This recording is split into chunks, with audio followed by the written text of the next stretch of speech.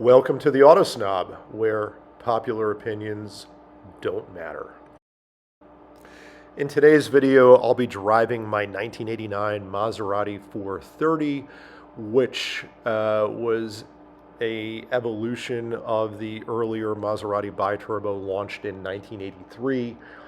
That had evolved into the Maserati 425, and that was replaced by the Maserati 430 that you see here. Less than 1,000 Maserati 430s were made globally, so it is a very rare car indeed, and mine does benefit from the 5-speed manual gearbox.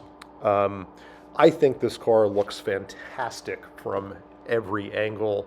It's kind of like a best hits 1980s playbook. There's elements of BMW E30, of E24 6 Series, particularly in the shark nose that you see in the front of the car, and a little bit of Mercedes in the taillights, but it really just looks great from every angle. The 430 did benefit from larger 15-inch wheels, which the earlier biturbos and 425s did not have.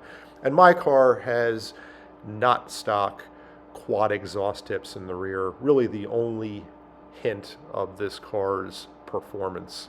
Otherwise, it just looks like a four-door. Inside, every surface is covered in exquisite materials. It's a delight to all the senses. But enough about that. Let's get to the drive.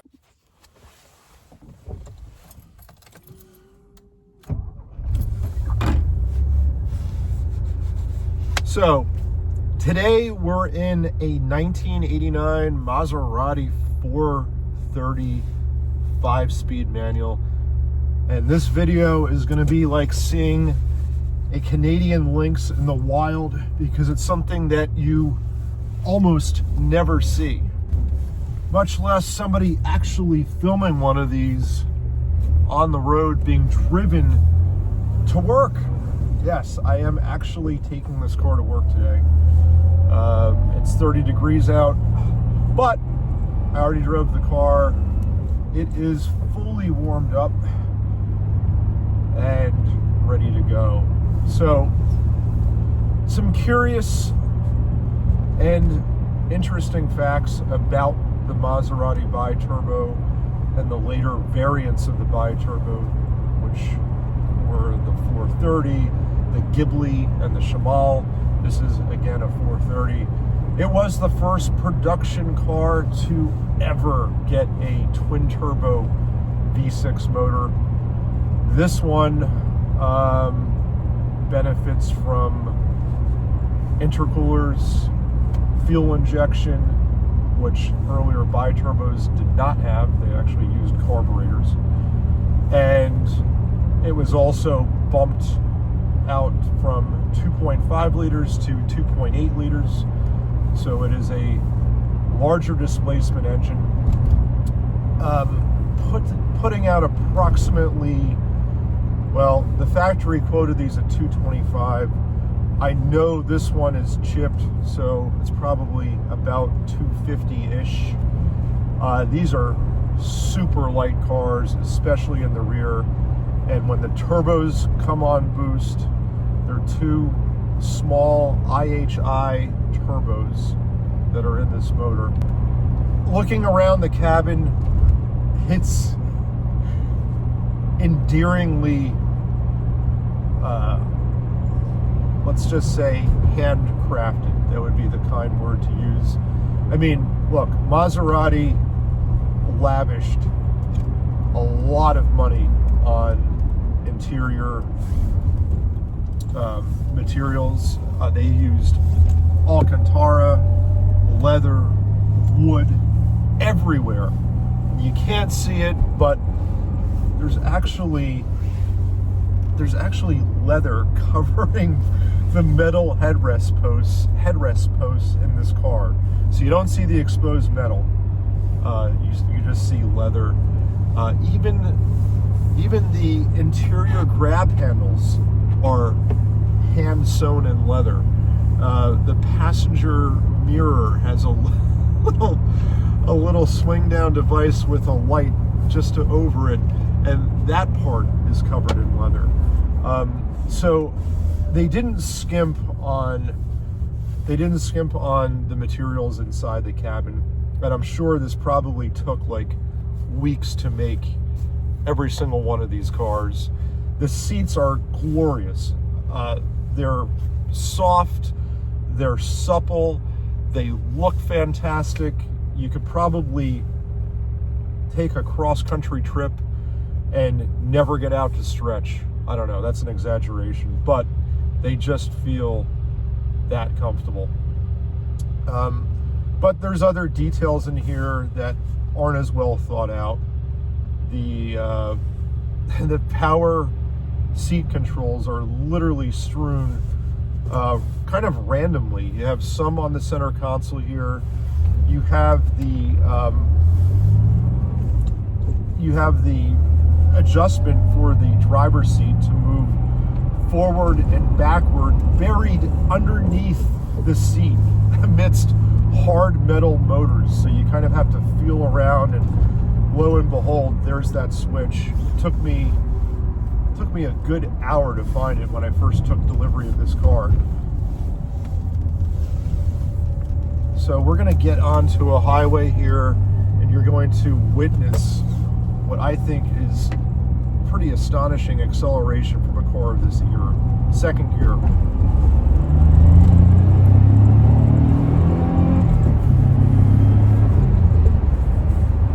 Yeah, it's pretty dang quick. This is fourth gear.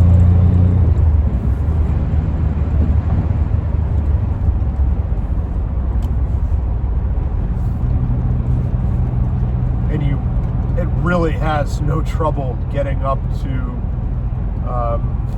highway speeds and beyond in a hurry.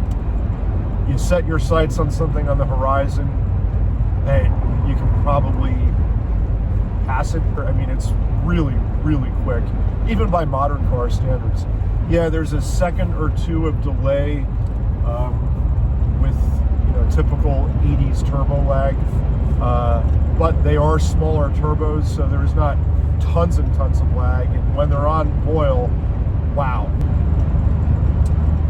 The speedometer in this car is not quite functioning at the moment, so I have only an approximate idea of how fast we're going, but all the other gauges here are functional. Maserati gave you not only water temp and a fuel gauge, but they also gave you oil pressure, battery voltage, and of course your boost gauge, which sits right in the middle of all the dials. And that's always an interesting gauge to watch while you're on the move. It seems to have no trouble bearing it just below the red danger zone when power is demanded. This car is backed by a dogleg 5-speed, I believe, get-rag gearbox. So first gear is actually down and to the left, and second gear is forward. It's a box that dogleg boxes were traditionally used in racing cars because you were typically going from second to third and not necessarily using first gear on a racetrack. So it just made it that much more logical to go between those gates. So going back to the rest of the interior, you have a smattering of switches here. They all look the same, they just have different labels. There's actually a button marked test here, and that will light up every single idiot light on the dashboard. I guess Maserati knew that these cars might experience some mechanical maladies, and you might want to know if all of your lights were functioning correctly. The climate control panel was an upgrade from earlier Biturbos, which just used the traditional, what I'll say was sort of a cheap-looking slide control unit. This one actually has push buttons. This is 4th gear now.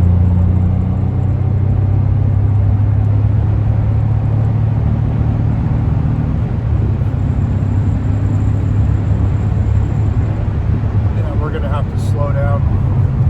My God, that's fast.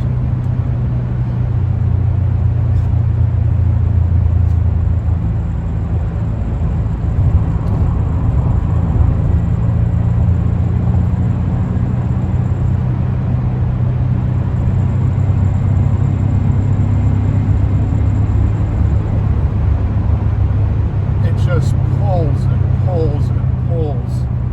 And it's so effortless to go fast in this car.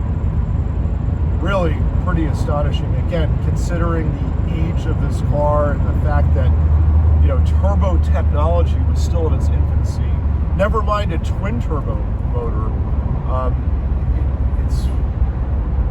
It's really quite amazing. We're going to go into some turns here. Hopefully we have nobody in front of us.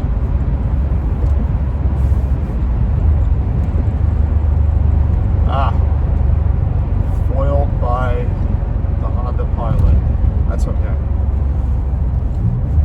I will say braking in this car is one of the areas that I would say is subpar. The modulation isn't great. It's easy to lock up. Alejandro De Tomaso, who was running Maserati during the Biturbo era, did not believe in ABS.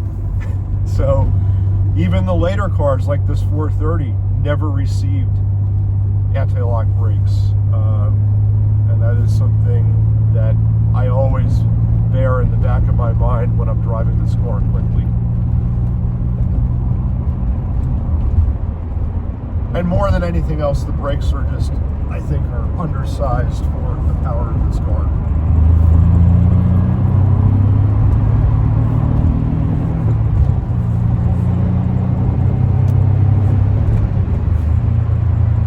But the power delivery when the turbos are on boost is just delicious. And you could revel in it all day, just getting on throttle, slowing down, downshifting a gear, and getting back on throttle again, just to feel that push into the back of your seat.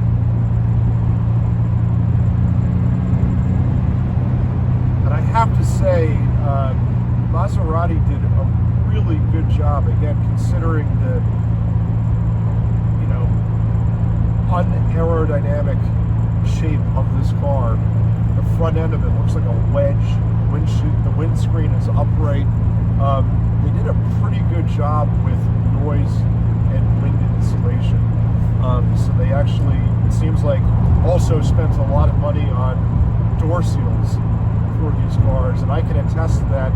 Having taken it through touchless washes, the car does not leak water inside the cabin, which is surprising.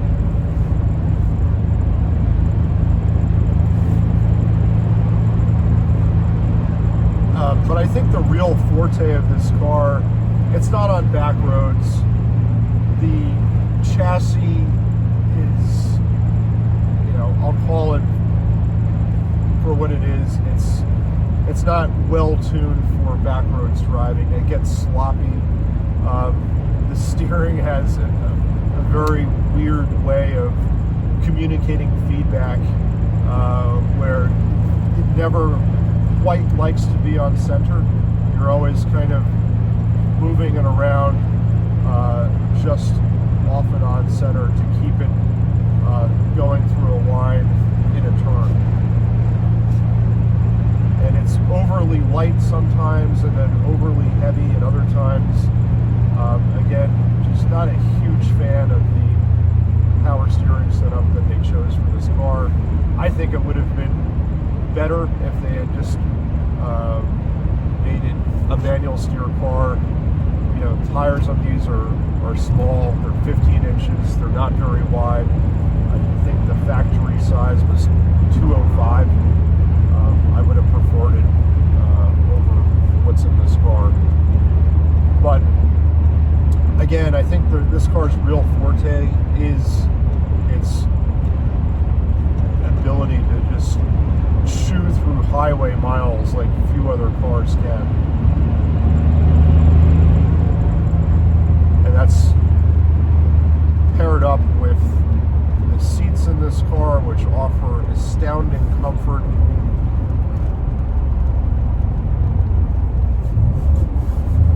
And it's just a very engaging car to drive. I mean, as flawed as it is, it never gets boring.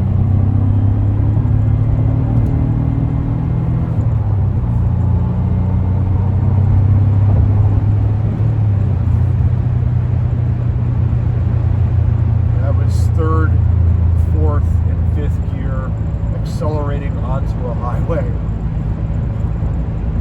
Again, I need to slow down. So I guess you're probably wondering, what actually led me to purchase a Maserati 430? Why did I buy this car when, it's relatively obscure, parts aren't always easy to get. I knew going into it reliability was going to be dodgy, although my personal experience has proven mostly otherwise. If you want to find out what that experience was like over 4 years of ownership, you'll need to tune in to the next one. Hope you enjoyed it, and if you liked it, please subscribe. Please give it a thumbs up. See you next time.